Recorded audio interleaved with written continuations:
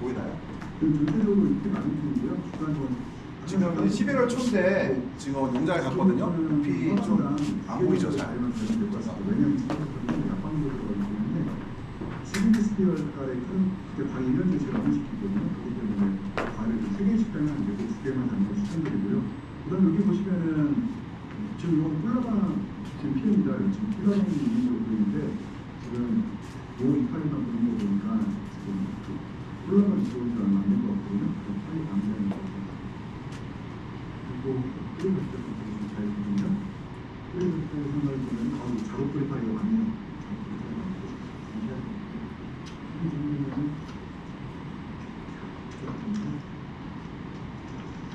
검은색이 작업돌이 아니요, 저기 잘 안 보여요. 저기 이 사진 찍어 보이는데 저거는 안 보더라고요. 근데 좀 끼다랗게 생겼어요, 파리가. 길쭉하게. 베이프를 잘못 들어가면 바닥에 지금 베이프 잘못 들어가고 제가 저런 데가 생각보다 많아요. 작은 베이프는 이렇게 갖고 가서 이제 베이프 다시 뚫는 거, 꿀라방 피해 보는 거, 그다음 저격하는 거 이렇게 알려주면은 한 총 2시간 내지 3시간, 2시간 정도 넘게 걸리거든요. 배워 이것저것 얘기해 보면은 이렇게 하고 컨설팅 보고서 하나 쓰게 돼요. 그러면은 한 오전 정도 하면 한 50에서 60만 원 정도 받을 수 있어요.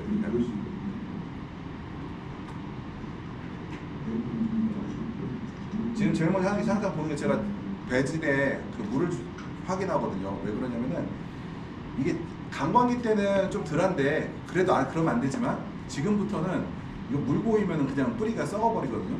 그러면은 피해가 아주 커요. 그리고는 뭐 곰팡이병을 몇 개 이렇게 과일을 쏟아지거나 이런 게 정도가 아니라 그냥 그 자체가 죽어버리니까 생산이 안 되잖아요. 이거 하나 죽으면 거의 2만 원 피해 보는 거라 지금부터 하나 죽으면 2만 원 내지 3만 원 피해 보는 거 하나 죽으면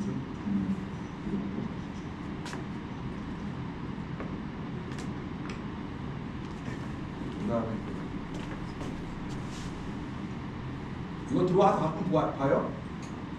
안 보는 것 같아서.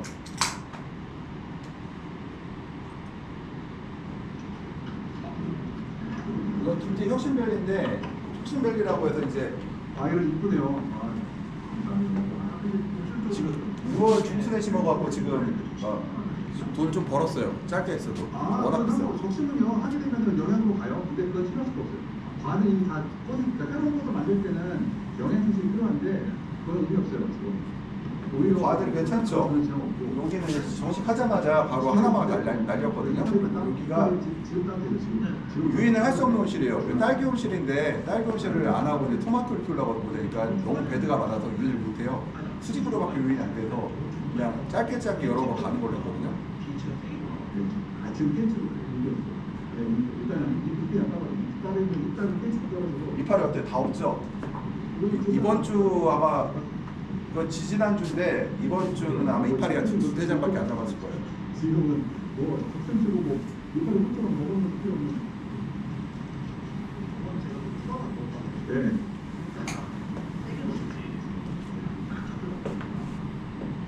일단 한번 저기 이파리 저기까지 지금 한 3년만 나면 더 스톱을 해야 돼요. 그러니까 위에 3년만 더 훑으라고 하거든요. 이거 하나, 둘, 셋, 좋아. 빨간 거, 파란 거 이렇게 보기까지. 왜 3년만 남기고 잘라버리냐면은 일단 착과가 돼갖고 비대가 어느 정도 되면 그 다음부터 물로 커요. 물이 토마토뿐만 아니라 모든 과채류가 95에서 97%가 물이라 물로 이제 다 키우는 거다 보니까 과업 성량보다는 물이 빨리 푹 채워져요. 그러려면은 과일 온도를 좀 높여놔야지 그게 유리하거든요. 우리 과일 온도는 햇빛 양하고 햇빛을 많이 보여서 과일 온도 올라가잖아요. 그리고 우리 저기 적심을 쳤지만 수확을 빨리 끝내야 바로 밑에 바로 심을 거 아니에요. 그래서 내가 굳이 잡기를 오래 끌고 갈 필요가 없어요. 조금 더 달라고 오래 갈 필요 없고 빨리 하고 새로 심는 게 낫다는 거예요. 그러니까 어느 게 유리한 거는 어렸을 때 크면 괜찮은데 어렸을 때 그저 초등학교 어렸을 때 나왔던 것 같아. 아니 뭐 그래도 그게 7,000원 원래 7,000원에서 10,000원 나오는데 아래까지 나왔어. 근데 나 과일 색깔이 좋은데.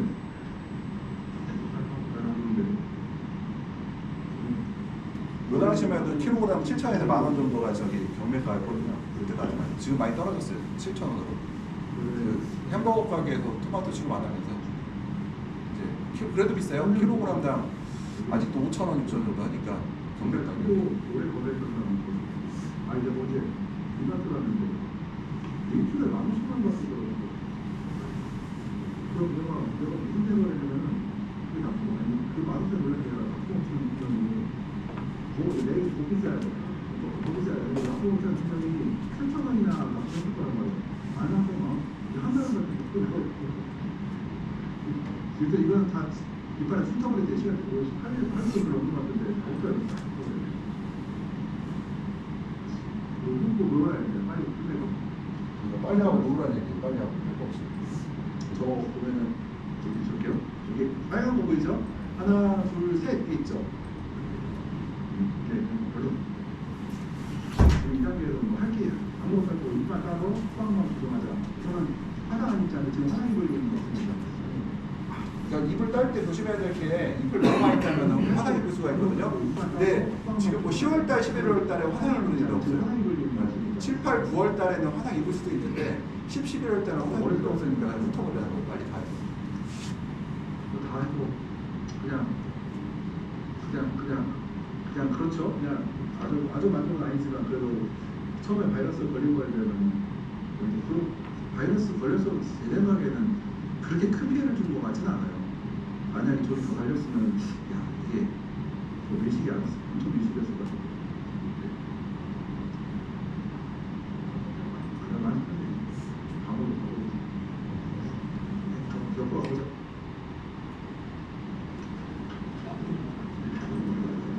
여기 들어와 봤어요?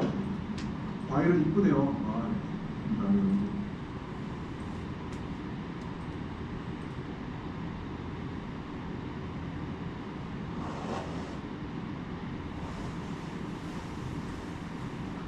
샷도가 잘 되는데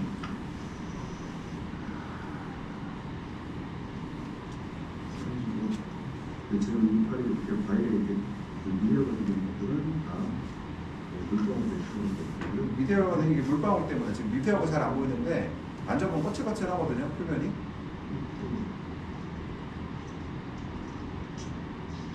이 사람이 과일이 작은 이유가 두 가지가 있어요. 하나가 제일 큰 이유가 뭐 일단 온도 때문에 온도가 높았으니까 올해 기상자를 보면은 이따가 잠깐 그거 보여드리겠구나. 올해가 평년보다 일단 여기 온도가 높았던 거 하나하고 두 번째가 이 사람이 평당 계산해보니까 12포기를 심었더라고요. 그러니까 우리가 통상적으로 볼 때 8포기에서 9포기 사이를 심거든요. 7.5에서 9포기를 심는데 노상시에 온도 낮춰야 되는데 안 됐고 다시 새로운 재진을 붙였습니다. 새로운 진짜 좋은 상태고요.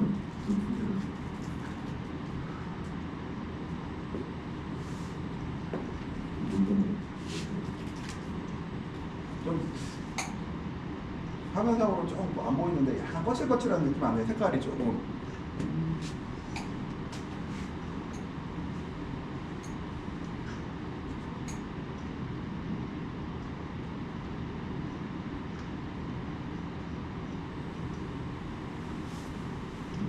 전반적으로 나무는 생산성이 다 좋네요. 좋아졌어요. 예. 네. 지난번에 지지난주 갔을 때 사실은 온도가 너무 높아서 체력이 되게 약해져서 예. 나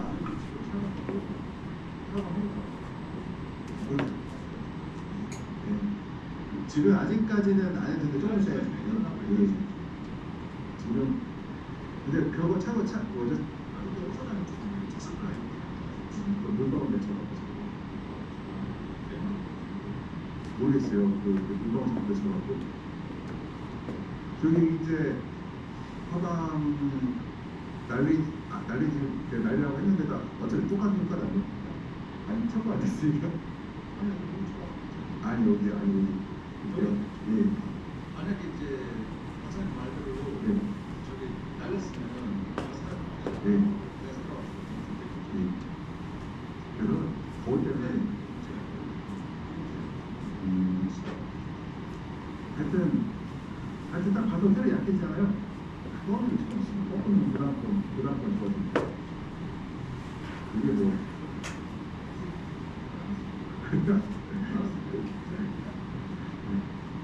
그래서 저는 이제 초대리지 가족도 알려진 초대리지를 좀 많이 보고 초대리지 안 컸죠? 요거 앞에 거 봐요. 이거 안 벌어지지 않아요? 여기 이런 거 이게 벌어져야 되잖아요. 아시다시피. 토마토는 꽃이 이렇게 벌어져야 커지거든요. 근데 이렇게 오그라드는 건 안 커요. 그래서 롯데가 왜 이게 그러냐면 에너지가 그러니까 에너지가 없으면 이게 과업성 에너지가 모자라면 이게 안 벌어지고 이렇게 안 벌어지고 이렇게 되거든요. 이거는 큰 과일들이 아니거든요. 그렇죠. 양도 모자라는 거죠. 그래서 저희가 새로 약할 때 나오는 거는 달지 말라고 하는 것 중에 하나가 형평성도 없고 괜히 가려봐야. 근데 이제 다른 거 비밀이라 그래도 올해는 지금 5월 10월 말 되면 5월 많이 내려오잖아요. 속도가 상당하다 그래가지고 지금 7, 8월에 지금 인사들이 되는 그래도 여기가 지금 착과가 됐잖아요. 저기 장수 김제 쪽이라든가 이쪽 논산 쪽 이런 데는 아예 안 됐어요. 7월, 8월 초에 정치가 것들 착과 안 돼갖고 9월 중순부터 되기 시작하더라고. 그러니까 여기는 여기는 그나마 돈을 벌었죠. 이게. 그래서 지금은 온실을 지을 때 조금 위로 올라가는 것도 좋은 방법이래요. 산 쪽으로 올라가는 것들. 논산에 가면 팜팜이라는 회사가 있는데 팜팜도 저 계룡산 중사옥에다가 온실 져놨어요. 물론 이제 시원하려고 온도 때문에 그런 건 아니었고 장소가 없어서 그걸 올라갔는데 그거에 영향을 좀 받는 거 같은 게 거기도 여름인데 착화가 좀 괜찮게 된 편이거든요. 그 계룡산 중턱까지만 올라가도. 노출물이 많은 거죠.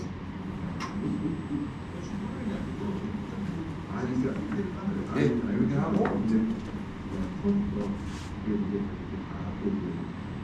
이게 8월달에 9월달, 10월달 수학량이 옛날 같았으면 10%였다가 지금 5%마다 보면 이게 머릿속으로 할 때 5%만 따야지 하고 하면은 이렇게 막 이게 뭔 얘기냐면은 지금 9월달, 10월달에 옛날 생각하고 10톤을 땄단 말이에요. 그러면은 자기 5톤만 땄기 때문에 되게 조금 딴 걸 생각하잖아요. 근데 5톤만 따도 괜찮은 게 가격이 2배 이상이면은 내가 5톤을 딴 게 오히려 이익이죠. 왜냐면은 물류비라든가 이런 게 안 들어가니까 이런 것들이.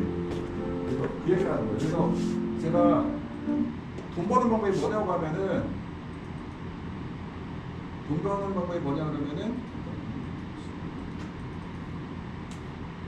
많이 따는 게 돈을 버는 게 아니라 중요한 게 뭐냐면은 남들보다 많이 따면 돼요. 그러니까 남들이 1헥타에서 100톤 따는데 나는 150톤 따면 되는 거고 남들은 50톤 따잖아요. 난 70톤 따면 돼요.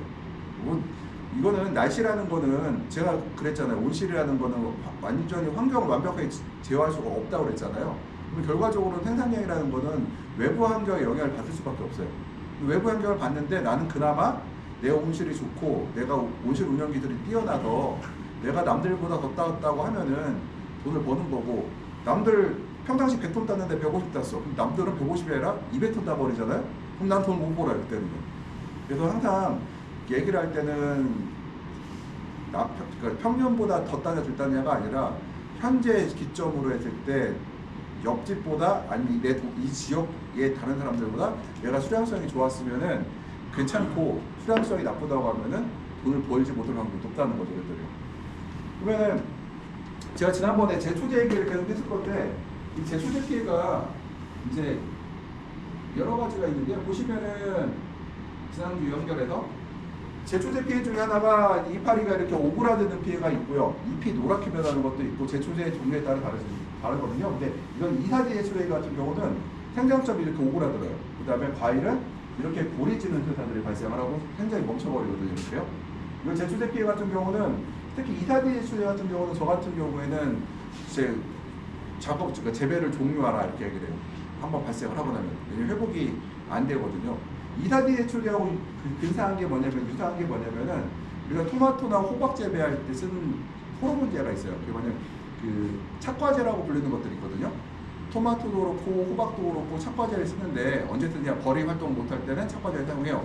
근데 이걸 사용하게 되면은 이것을 잘못 치거나 세게 치거나 활용을 잘못하게 되면은 요 증상과 유사해요. 그러니까 2,4D 제초제와 호르몬제는 착과제는 성분이 거의 유사한 성분인데 그래도 식물한테 2,4D도 여러 종류가 있거든요. 그 중에서 식물한테 해가 덜 되는 걸 뿌렸음에도 불구하고 착과제 장애가 발생한단 말이에요. 2,4D 같은 경우는 발생했다 하면 그냥 끝이다. 그래서 이런 경우 보면은 인근에서 날아오는 경우가 많다는 거고, 특히 내가 온실에다 직접 뿌리는 경우도 가끔 있어요. 어떻게 뿌리느냐? 제가 그 얘기했죠. 제초제가 흙하고 만나면 어떻다고 했어요? 없어져요. 그냥 부대사이기도 하지만 이게 흙하고 만나서 불활성화 되거든요. 근데 플라스틱이나 유리나 비닐에 붙어 있으면, 플라스틱이나 유리나 쇠부에 붙어 있으면은 이것이 사라지지 않고 오랫동안 남아 있거든요. 낙하돼서 피해되는 경우가 상당히 있어요. 그래서 이거 같은 경우는 지금 이중 터널 비닐 전체에 터널 오시는데 그 안에 전체 발생했거든요. 그 이유가 뭐냐면은 아마도 인근에서 논에서 뿌린 그 제초제가, 그 제초제가 중에 보면 유제라고 해서 물에 떠 있는 기름 성분으로 된 제초제가 있거든요. 그걸 제초제를 뿌리게 되면은 공중에 떠요. 그러니까 공중에 비산돼서 날아있다가 온실 안으로 들어오게 되면은 터널이잖아요. 터널이라는 건 뭐냐면은 여기까지 제초제가 왔어. 그러면요, 바람이 살짝만 불어도 저 끝까지 가요. 우리가 온실에서 시작을 했죠. 온실에서 확산이 일어날 때 초속 0.1cm만 돼도 확산이 된다고 했죠. 그러니까 이거는 그 정도 바람이 아니라 일단은 외부기 때문에 아무리 못해도 몇 cm 바람이 불거든요. 그 바람이 불게 돼서 온실 안으로 밀어넣게 되면은 전체로 피해가 발생할 수 있다는 거고요. 그 다음에 이제 익산 같은 경우도 마찬가지로 이제 논에서 날아들을 거고, 그래서 이 운영을 하실 때 2,4D 제초제 같은, 그러니까 주변에 논 같은 게 있을 경우에는요, 항상 그 주의를 하셔갖고 제초제를 뿌리는 날을 물어봐갖고요, 제초제를 뿌린다고 하면은 그날은 그 논 쪽의 창을 닫는 것이 유리하겠다. 그러려면은 내가 그 논주인하고 좀 친하게 지내야 되겠죠. 연락처도 주고받고 하면서 인근에서 내 온실, 그 인근에 제초제를 뿌릴 때는 내 온실로 들어오지 않도록 우리가 이제 주의를 해야겠다는 거예요. 예를 들어. 그다음 요거는 이제 글라이포세이트라는 성분이 있는데요. 이것도 종류가 여러 가지가 있어요. 하나는 이제 대표적인 게 근사미라는 게 있고, 그다음에 바스타라는 게 있거든요. 대표적인 상품명이에요. 근사미는 뿌려도 근사미를 뿌리게 되면 이 증상이 똑같이 나와도 걔는 복구가 안 돼요. 그냥 끝난 상태가 되고, 바스타는 뿌려도 이렇게 피해는 있는데 약을 적게 맞으면 걔는 회복이 돼요. 근데 특징이 뭐냐면 이렇게 이파리가 노랗게 변합니다. 왜 이파리가 노랗게 변할까요? 글라이포세이트 성분은요, 엽록소를 갖다 파괴해버려요. 엽록소를 파괴해버리니까 어떻게 돼요? 엽록소가 녹색이잖아요. 녹색 성분을 다 파괴해서 노랗게 만들었기 때문에 이 증상이 나타나는 건데요. 이것도 마찬가지로 이거는 주로 어디다 뿌리냐면요, 우리가 온실 주변에 가보면은 제가 그러잖아요. 온실 주변에 제초 작업을 하라고 했어요, 안 하라고 했어요? 완벽하게 하라고 했죠. 왜냐면 거기서 바이러스가, 벌레가 들어와서 바이러스를 옮긴다. 그래서 우리가 풀을 제거하게 되면은 내가 벌레 피해를 입을 확률이 적다고 했죠. 왜냐면은 담배이르가루나 총체벌레 같이 이런 미생충들은 워낙 작기 때문에 멀리서 내 온실의 작물을 보고 날아올 일은 없어요. 거의 다 보면은 온실 주변의 식물을 보고 날아와서 그 식물에 붙은 다음에 다시 온실 안으로 들어오거든요. 그러다 보니까 제초제를 뿌리라고 해요. 당연히 뿌려야 되는데 문제는 제초제를 잘 뿌려야 되죠. 이거 예초기로 깎아도 되긴 하는데 너무 어렵잖아요. 제초제를 많이 뿌리시는데요. 이게 일단은 제초제가 뿌릴 때 측창은 당연히 다 돼야 되고, 측창 안에서 뿌렸을 때 이제 바깥에서 안으로 들어오게 되면은 이제 피해가 발생할 수 있는데 온실 안에 작물이 없어도 역시 마찬가지로 이게 비닐에 붙어서 떨어지는 경우가 많고요. 또 하나가 이 글리포세트 성분 같은 경우는 어디다 많이 뿌리냐면은 온실 바깥에도 뿌리지만요. 우리 온실 그러니까 온실 운영해 보신 분들은 아실 건데 그게 1중과 2중 비닐 사이가 있어요. 거기에 좀 폭이 바람막이 사이가 있는데 50cm에서 뭐 30cm밖에 안 되거든요. 거기서 제초 작업하기 얼마나 힘들까요? 힘들죠. 내가 거기서 풀을 뽑으라고 얘기는 안 해요. 풀 뿌리라고 얘기는 안 하는데 어떻게 하느냐? 일단은 1중 비닐을 내린 다음에 바깥 2중을 열어놓고 밖에서 안에다 뿌려야 돼요. 밖에서 안으로 뿌리면 어떻게 돼요? 제초대가 껍데기에 묻겠죠. 근데 이거를 갖다가 편하게 한다고 안에 열어버리고 뿌리게 되면은 이게 안으로 제초대가 비상돼서 비닐을 묻어갖고 오는 경우가 발생하더라는 거죠. 그래서 보통 글리포세트 성분은 오그라드는 게 아니라 이렇게 이파리가 노랗게 이렇게 오그라들기도 해요. 하긴 하지만 이렇게 이파리가 이렇게 노랗게 변하는 게 주 특징을 볼 수가 있겠다. 그래서 이것도 마찬가지로 하우스 주변에 제초제 풀에서 발생하는 사건들이고요. 보시면은 이렇게 제초제에 의해서 이파리가 이렇게 엽력소가 녹아버린다는 그 망가지는 걸 볼 수가 있고요. 그 다음에 이제 요거 같은 경우는 지금 두 가지 피해가 있었어요. 첫 번째는 이 바스타를 뿌렸거든요. 바스타를 뿌려서 이파리가 이렇게 노랗게 변했어요. 그러니까 얘는 글라이포세이트라는 제초제인데 얘는 회복이 될 거예요. 얘는 이제 제초제를 봤더니 생장점 올라오는 거 기다려봐서 생장점이 정상적으로 올라오면 키우면 되거든요. 좀 생육이 늦어지긴 하겠지만 문제는 이거였어요. 이거는 지금 여기 보시면 두 줄기를 뽑고 있죠. 이렇게요. 그러니까 한 원줄기를 빼고 한 줄기를 더 빼고 있어요. 그러니까 이게 무슨 문제가 있을까? 여기서 나무가 커요, 작아요 지금? 작죠? 두 줄기 빼고 있어요. 그러면은 아래에서 뽑았잖아요. 뿌리 발달이 지금 제대로 됐을까 지금? 뿌리 발달이 안 된 상태에서 두 줄기를 빼버리면은 어떤 문제가 생길까요? 지금 원줄기 보세요. 원줄 적심 하나 그냥 크고 있죠? 겨순을 뺐어요. 그럼 어떻게 돼요? 겨순도 이파리가 나오겠죠. 이파리가. 그러면은 이게 약광기 때 같으면은 그래도 괜찮아요. 근데 만약에 요 시기가 3, 4월달 강광기다 그러면 어떨까요? 식물이 물을 흡수하는 뿌리의 능력보다 아마 잎에서 증발량이 늘어날 거예요. 그럼 어떨까 얘들이? 잎을 작게 만들고 세력이 약해진다는 거죠. 왜냐면은 식물 입장에서는 물을 많이 뺏기게 되면은 내가 죽게 되니까 잎을 작게 만들 거고요. 잎을 작게 만들다 보니까 과업성량도 줄어들고 세력이 배가 가늘어질 거예요. 이것들이요. 그러면 우리가 원하는 과일을 얻을 수가 없겠죠. 또 두 번째, 세력이 약해진 것도 문제였는데 이렇게 하면은 또 하나의 문제가 또 발생해요. 생산량에 대해서 또 생산이 늦어지는 게 있는데 볼게요. 요 놈은 지금 하나 컸죠. 이렇게 요걸 뺐어요. 얘하고 비교했을 때 아무리 못해도 2주 이상 늦거든요. 2주 이상 늦다는 얘기는 토마토 같은 경우 화방을 두 화방을 못 먹는다는 얘기고 오이로 치게 오이는 이제 두들기 재배를 안 하지. 옛날 하다지 안 하는 사람도 있거든요. 근데 안 하거든요. 근데 토마토는 가끔 두들기 하는 분들이 있어요. 두들기 뺐을 때 어떤 문제가 있느냐? 원줄기에서 세도로 뺀 순이 2주 정도 늦기 때문에 수확이 2주 이상 늦는다. 그 얘기는 꼭 뭐예요? 생산량이 2주치가 날아간다는 얘기가 되죠. 그만큼. 그러면은 우리가 굳이 두 줄기를 안 빼고 두 포기를 심었으면 어땠을까요? 그러면은 뿌리가 부담도 적게 되고요. 두 번째가 두 줄기 심게 되면은 두 포기를 심게 되면은 두 포기 다 같은 성장 속도로 크겠죠. 그러면 생산량이 2주가 더 생산을 더 많이 하겠죠. 그러니까 묘를 하나 아낀 게 아니라 실제로 이 사람은 2화방 내지 3화방의 생산량에 손실을 봤다. 그리고 재배도 까다로워졌다 생각하시면 돼요. 우리가 생각할 때 여기서 우리가 어떤 것을 주의 있게 봐야 되냐면은 인풋과 아웃풋. 내가 묘를 묘값을 600원을 아꼈다.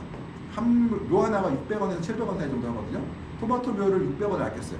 근데 문제는 뭐예요? 2화방 내지 3화방을 손해봤죠. 그러면 돈을 얼마냐면은 방울토마토니까 2화방 내지 3화방은 600g 정도 돼요. 600g이면 요새 시중가로 가격이 좋을 때는 6, 7천 원 하고요. 보통 3, 4천 원 정도 하거든요. 그러면 6, 700g이면은 시장가로 한 2,000원 정도에 2,000원 손해봐. 2,000원. 그러니까 일단은 과일로 봤을 때 2,000원 손해봤단 말이에요. 그럼 묘 하나 얼마라고 했어요? 600원이라고 했죠. 그럼 1,400원만큼의 한 개당 손해를 봤어요. 한 동으로 치게 되면은 한 동에서 최소 몇백만 원 정도의 손해를 본 거예요. 벌써. 거기서 시작을 했죠. 그 다음에 세력이 약하잖아. 얘가 생산성이 좋을까요, 그러면? 얘도 생산성이 좋을 리가 없어. 그러면은 이 사람은 기본적으로 눈에 보이는 거, 그러니까 두화방, 삼화방을 놓쳤기 때문에 한 1,500원당, 묘 하나당 1,500원의 손실을 받고, 거기 플러스 눈에 보이지 않는 인건비가 많이 들거든. 이렇게 하면요, 노동력이 올라가요. 노동력 올라갔죠? 거기 플러스 뭐가요? 아마도 재배가 까다롭기 때문에 전체 생산량도 아마 줄었을 확률이 높아요. 그러면은 손실이 1, 200이 아니라 500, 600, 700이 났을 확률이 높죠. 이렇게요. 그래서 우리가 생각할 때 단편적으로 야, 들어가는 비용은 싸지 않느냐 하면 우리가 뭐 생각해야 돼요? 야, 들어가는 비용이 줄었는데 나오는 것은 뭐가 손해봤을까를 계산해서 엑셀 표에 딱 달아놔야 되죠. 딱 해서 야, 사마방 손해봐 얼마. 그 다음에 인건비가 지금 뭐 예를 들어 한동에 한 사람이 이틀 정도 일해야 되는데 이렇게 했더니 이틀 2.5일을 일해야 되고 0.5가 추가될 거고, 거기다가 이렇게 계산을 해갖고 한번 우리가 수익을 내봐야겠죠. 계산을 해봐야 되겠죠. 그래서 저는 이제 보이는 타람마다 제발 두줄기 재배를 하지 마세요. 그러니까 두줄기 재배를 하는 경우가 있어요. 유럽은 다 두줄기 재배래요. 그 어떻게 할까요, 거기는? 두줄기 하는데 그렇게 하는 게 아니라 이만한 큐브 있잖아요. 그 셀에서 키운 다음에 큐브 이만한 데 있어요. 요만한 데다가 두 포기를 한쪽 여기서 심은 다음에 여기서 육묘장에서 두 줄기를 뽑아요. 그러니까 양쪽을 다 규정을 맞춘 다음에 바꾼다는 얘기예요. 그러니까 우리는 여기서 뽑았잖아요. 거기는 육묘장에서 생장점을 자른 다음에 겹순을 양쪽으로 봤거든요. 이렇게요. 그럼 양쪽에 균형이 맞은 상태로 이렇게 올라오죠. 올라오고 나서 요걸 갖다 씹으니까 실제로는 거기는 우리가 뭐라고 하지? 다른 개념 자체가 다른 거죠, 걔들은. 그리고 우리는 묘가 바뀌려고 하는데 걔는 묘가 바뀌려고 한 게 아니라 생산성 때문에 그렇게 했어요. 두줄기를 빼면은 낮은 위치에서 착각을 시킬 수가 있거든요. 그래서 그렇게 한 거지 우리처럼 묘가 바뀌려고 한 건 아니었다.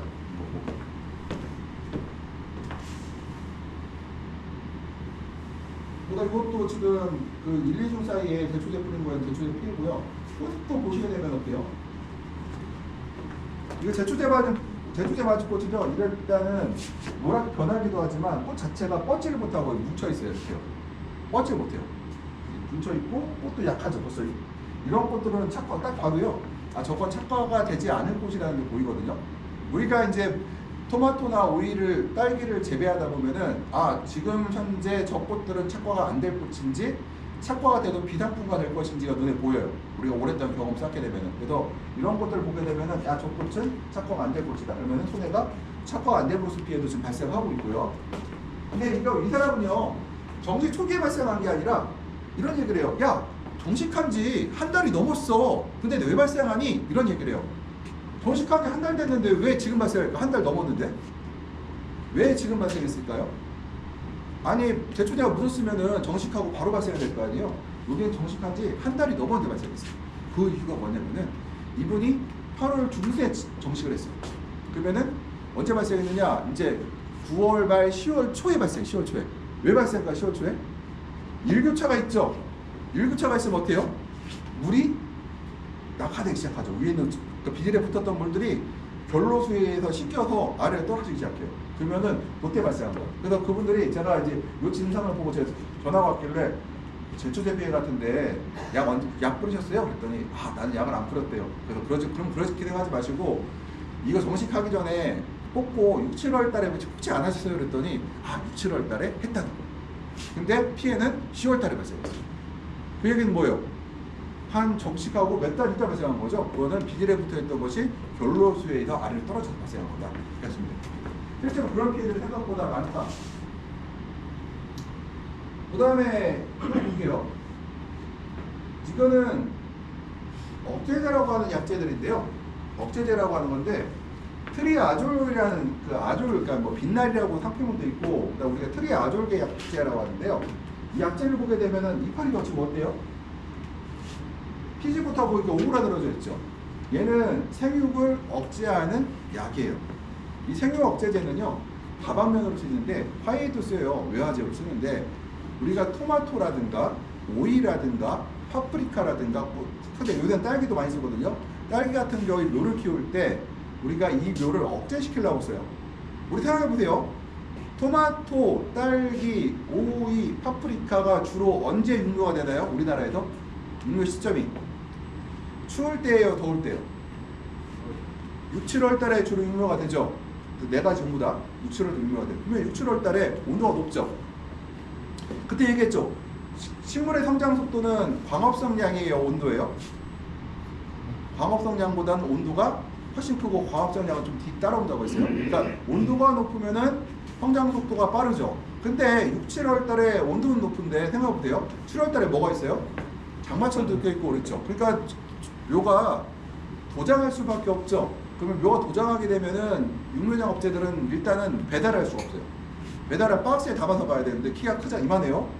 박스에 담을 수가 있나요? 담을 수가 없죠. 못 갖고 가요. 그러니까 이 사람들은 억제제를 뿌릴 수밖에 없어요. 저는 그것까지 인정해요.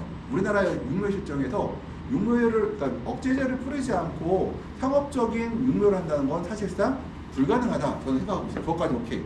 그건 다 동감을 하는데 문제는 이게 이렇게 되면 안 된다는 거죠. 이게 생장점이 억제가 됐단 말이에요. 그러면 뿌리에는 생장점이 없어요? 뿌리에도 생장점이 있죠. 그러면은 위가 생명이 억제됐다는 건 뿌리가 발달이 안 된다는 얘기가 돼요. 이 상태가 되면은 이건 너무 극단적인 사례라 제가 이제 주문한 묘인데 이렇게 내가 와갖고 이제 실험을 했지 이제 억제제를 깨우는 실험을 했어요. 근데 누가 이런 얘기를 해요. 어떤 분들이 야 물을 많이 주면 억제제가 깨어난데 맞을까요? 틀릴까요? 말도 안 되는 소리죠. 왜 그래요? 이 억제제가 어디 들어가 있어요 지금? 지하부에 있나요? 아니죠. 식물체 몸속에 들어있죠. 근데 물을 많이 줬는데 왜 억제제가 씻겨나가요? 말도 안 되는 얘기죠. 그거는 별의별 얘기가 다 있어요. 온도를 높이면 된다. 말도 안 돼서 온도 높였다가는 저거 더 빨리 죽어요. 그럼 어떻게 해야 될까를 제가 볼게요. 그래서 이거는 지금 충남 부여도 8월달 제가 한 거고 잎이 지나고 키가 작고 한 달이 지났는데 태우기 멈췄어요. 그래서 제가 야 이거 안 되겠다.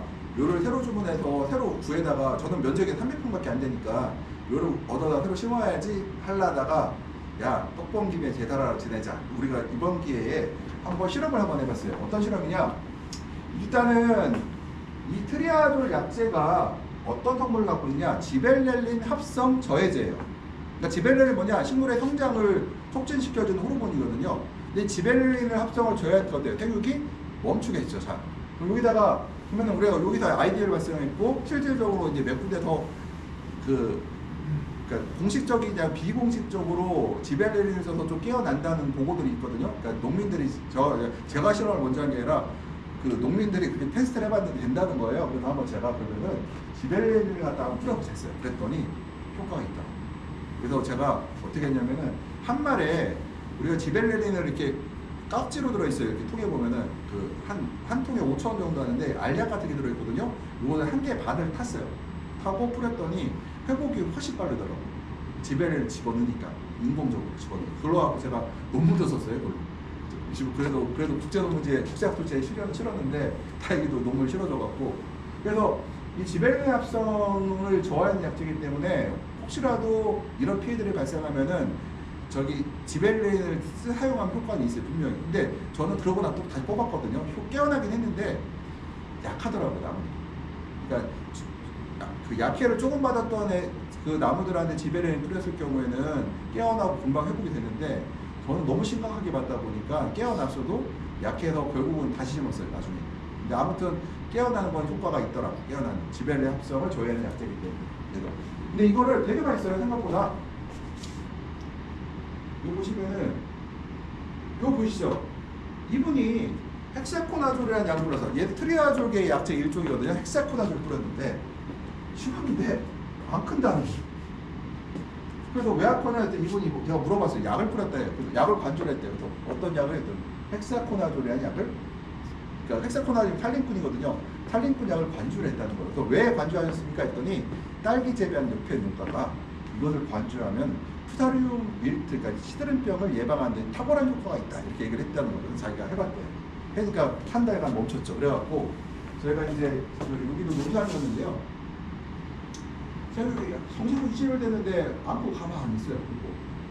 그리고 묘는 그럼 묘가 어떠냐? 묘는 정상묘가 왔어요. 딱 봐도 정상묘거든요. 근데 와서 오그라들었더라고요. 그래서 이것도 마찬가지로 지벨렐린 회복을 돕기 위해서 지벨렐린 회복을 하고 그 다음에 우리가 또 해드릴 게 뭐냐면은 주야가 회복을 시키되 지벨렐린을 뿌리되 지벨렐린 뿌리면 잘못하면 확 도장할 수가 있어요. 그래서 주야가 온도 편차를 작게 해서 입을 크게 만들도록.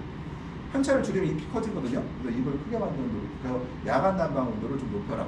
주간 온도 난방을 떨어뜨리고 야간 온도를 높여서 이파리가 깨어날 때 잎이 커지는 쪽으로 깨어나도록 우리 도와주도록 얘기했죠. 그래서 도움이 돼서 많이 빨리. 그래서 제가 이분한테 약효를 보기 위해서 이분한테 그랬어요.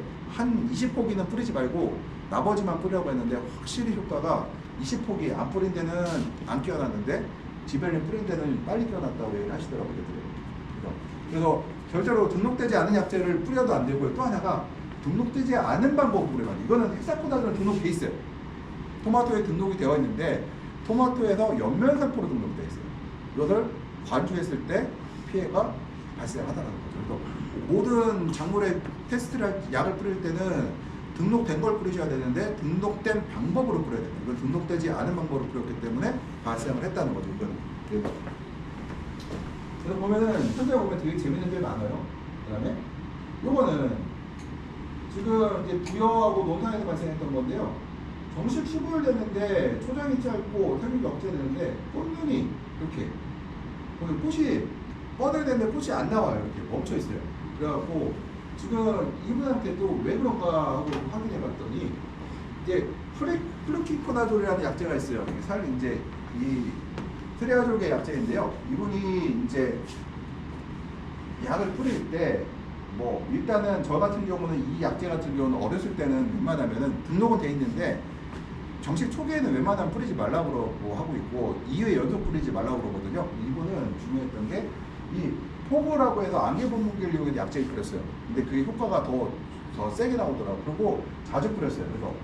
그래서 이걸 뿌리고 나서 안 떨어지니까 1주, 2주 만에 또 뿌렸거든요. 그랬더니 이제 생육이 억제되는 것도 문제였지만 그보다는 꽃이, 그러니까 이미 잎에다 뿌리니까 생육이 억제 효과는 좀 덜한데 중요한 게 바로 꽃이 먹는 효과를 커버해드리더라고요. 그래서 3호방까지 꽃이 나오지 않아 줄기에 부족함이 발생했다. 3호방이면 얼마나 돈이에요? 크토마토 하신 분인데 3호방이면은 1화방에 600g씩만 따줘도 3화방이면은 한 2kg 가까이 되거든요. 2kg면은 우리가 2,500원 잡으면 5,000원이에요. 한 나무에 5,000원인데 1헥타에 24,000포기씩 보면은 얼마야? 돈이 5,000원 곱하기 저기 24,000포기면은 한 얼마야? 그렇죠? 한 억대 억 가까이 손해봤어요. 그래서 약 같은 경우도 뿌릴 때, 그래서 저는 이제 트리알제 좋은 약재가 토마토에 등록이 돼 있고 오이에 등록이 돼 있는데 뿌릴 때는 한 번 뿌리고 최소 1개월 정도 띄운 다음에 뿌리라고. 중간에 다른 약들도 있거든요. 효과는 좋아요. 그래서 포구 시스템을 사용할 때는 약을 한 30% 감해줘주고 육묘시 억제를 하기 위해서 트리알 약재를 살포하지 않는다고 그랬는데 가끔 가다가 농민들 일부가 이제 농장주들이 이제 도장한다고 이걸 뿌리시는 분들이 있거든요. 그러니까 빛나리 계통의 약재를 뿌리는 분들이 있는데 효과 있을 수도 있어요. 예를 들어서 여기 학생들 있잖아요. 한 효과를 봤다. 뭐 뿌렸는데 키도 안 크고 도장도 들어가고 좋았어. 뿌려도 괜찮을 것 같다 했단 말이에요. 근데 됐어. 근데 동호가 했더니 피해가 볼 수 있단 말이에요. 그게 무슨 얘기냐면은 10명, 100명이 했으면 100명이 다 피해를 안 봐야 되는데 100명이 했는데 한 95명은 피해가 안 보고 5명이 피해를 봤어. 그러면 어때요? 해야 돼요? 하면 돼요? 안 돼요? 절대 그 5명이 내가 될 수 있거든요. 그러면은 피해가 엄청나게 커져요. 이것들이. 이건 한 번 했다면 몇 억씩 피해 보는 것들이라 이것들은. 그 피해 경감으로 해서는 우리가 이제 벼순종을 제거하지 말고 그대로 방치한 후 약효와 해소함 정리. 이건 왜 그러냐면은 잎이 작아지고 있기 때문에 벼순을 따지 말고 갖고 있으면은 그게 연면적이 넓어진 효과를 볼 수가 있거든요. 그래서 그렇게 하라고 하고, 피해가 심한 경우에는 제거하고 이제 새로운 보종을 심거나 아니면은 피해가 심한 경우 제거하고 옆에 나무에서 벼슬을 받는 경우도 있어요. 그러니까 주주기를 뽑으라는 거죠. 그러니까 옆에 내가 한 나무가 있던데 옆에 나무가 있어요. 얘가 죽었어. 생육이 억제되어서 도저히 회복이 안 될 것 같아. 그러면은 이 옆에 있는 나무에서 하나를 빼요. 이쪽에서. 그러면 두 주기가 되죠. 두 폭을 만들어 버려요. 이렇게 해서도 된다는 거고. 저는 이제 연구소에 있으면서 좋았던 게 별 희한한 사건들을 많이 보거든요. 희한한 사건들을. 그래서 또 하나 볼게요. 지금 시기가 4월인데 어느 부여예요. 이것도 부여. 저는 부여농산 쪽에서 많이 활동을 했으니까 꽃이 많이 펴. 꽃은 작고 초사가 극혐이 떨어지고 꽃이 많은 과일은 과일도 적고. 그래서 제가 이상하다 하고서는 이제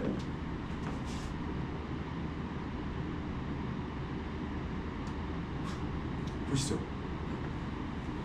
꽃이 살벌하게 폈어요. 완전 살벌하게 폈죠. 그래서 도대체 이유가 뭘까요? 그러니까 이렇게 피니까 어때요? 양분을 생장점을 못 보내고 다 꽃으로 보냈잖아요. 그럼 생장점 어떻게 될까요? 우리가 에너지 보존의 법칙이잖아요. 에너지 한쪽으로 몰리면은 다른 쪽은 에너지 부족할 수밖에 없어요. 그러니까 생육이 억제돼 버렸죠.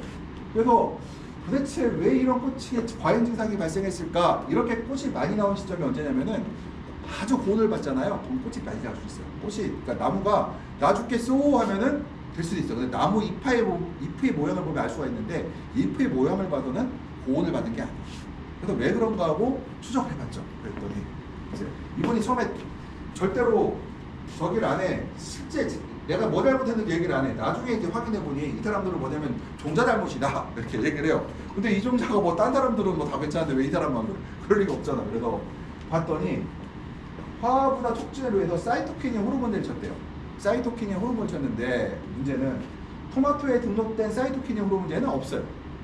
만약에 효과가 있으면은 농약회사에서 등록을 했을까 안 했을까? 피해가 없다고 하면 했겠죠. 약효, 약해 실험을 해서 사이토키닌 호르몬이 토마토에 정상적으로 꽃을 잘 발달시키다 그러면 겨울에 쓸 거예요. 나도 겨울에 꽃이 안 나오네? 그러면은 환경제어 안 하고 사이토키닌 뿌려야지. 뿌릴 거 아니야. 뿌리면 꽃이 나올 거 아니야. 근데 이게 이제 왜 등록을 안 시켰을까? 그건 당연히 어떠한 약해가 발생하기 때문에 안 했을 거라는 거죠. 그리고 또 하나가 이게 사이토키닌이 모르고 뿌린 분도 있어. 어떠냐면은 요새 이제 영양제 회사 중에서 일부가 뭐라고 하냐면요. 화촉진 영양제라는 걸 뿌리는데 우리가 추정하기에는 저 사이토킨이 들어간 거 아닌가라고 우리가 추정하고 있어요. 그래서 가끔 가다가 등록되지 않은 이상한 약을 뿌림으로써 그런 피해들이 발생하는 경우가 있더라는 거예요. 재밌죠? 이것들도.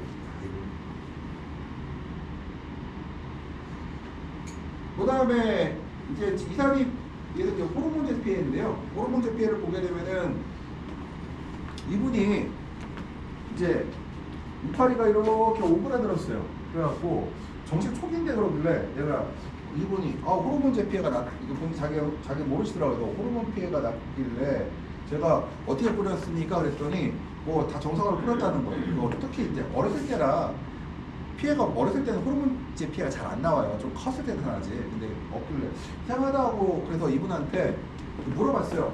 어떻게 뿌렸어요? 그랬더니 지금 요 모습이에요. 보이시죠? 등쯤 메고 뿌리고 있는데 지금 어디다 뿌리고 있어요? 꽃에다 뿌려요? 머리에다 뿌려요? 지금? 머리에다 뿌리고 있죠. 그러니까 생장점을 다이렉트로 맞추고 있잖아요. 원래 호르몬제를 칠 때는 꽃에 정확하게 맞추게 돼 있어요. 그러니까 정확하게 맞출 수는 없지만 웬만하면은 다른 부위를 안 건드려주고 꽃에만 맞추기 위해서 전용 약제가 있는데 끼다래요. 그리고 이게 스프레이를 뿌리게 돼 있고 이렇게 뿌리게 돼 있고 끼다래. 일반 우리 머리 뿌린 스프레이가 아니라 끼다래에서 꽃에만 가까이 뿌리시는 스프레이가 있는데 요것이 힘들어. 팔이 아파. 그러니까 이 팔이 아프니까 어때요? 이렇게 한 거죠. 그러면 생각해 보세요. 왜 사람들이 팔이 아픔에도 불구하고 이렇게 뿌렸을까? 허리 숙여가면서 왜 뿌렸을까? 약해가 있는 걸 알고 있기 때문에 우리가 안 한 거죠. 근데 그러니까 이건 뭐냐? 결론이 뭐냐? 이렇게 했을 때 피해가 안 났을 수도 있어. 날 수도 있는데 나면 피해가 크죠. 그러면은 내가 조금 편하려고 저렇게 하면 될까요? 안 되죠. 또 원칙대로 하면은 피해가 안 나는 게 아니야. 원칙대로 해도 피해가 나요. 피해가 나는데 원칙대로 하면 피해 날 확률이 줄고 피해가 나더라도 작게 나타나요. 근데 원칙을 지키지 않고 내가 편하게 농사지으려고 했다. 그러면 어떻게 하냐? 피해가 날 확률도 많고 또 하나가 사고가 나도 크게 발생한다. 아까 제가 배액구 사진 보여드렸잖아요. 배액구 뚫는 거. 이렇게 바닥 뚫는 거. 배액구를 그렇게 안 뚫는다고 습해가 나느냐? 아니에요. 옆구리 이렇게 뚫어도 습해가 안 날 수도 있어요. 근데 바닥에 이렇게 안 뚫고 옆구리를 뚫어버리면 어떻게 되느냐? 피해가 날 확률이 올라가거든요. 그럼 내가 굳이 그 위험 부담을 만약에 그러면 바닥에 이렇게 뚫으면 습해 피해가 안 나요? 나요. 날 확률을 줄인 것 뿐이지. 나도 전체적 중 일부가 발생할 뿐이지 나긴 나요. 근데 우리가 원하는 것은 사고의 확률을 줄이려고 하는 거잖아요. 그래서 줄이려고 하는데 사고의 확률을 줄이려면은 몸이 힘들어요. 볼게요. 배액구를 들어서 이렇게 뚫는 거하고 바닥에 놓은 상태에 이렇게 뚫는 거 누가 편해요? 놓고 그냥 옆으로 두는 게 편하죠. 이렇게 놓고 가는 게 편하죠. 근데 이렇게 뚫으면은 내가 그만큼 뭐야? 스페어 위험을 안고 가져가는 거 내가. 그리고 안고 가져가야 되잖아 이거를요. 우리가 모두 하는 작업들은 피해가 안 나는 게 아니라 피해를 줄이려고 하는 것다. 확률을 줄이려고 하는 것다를 하시면 되거든요. 여기서 잠깐 쉬었다가 내가 또 10시에 들어갈게요.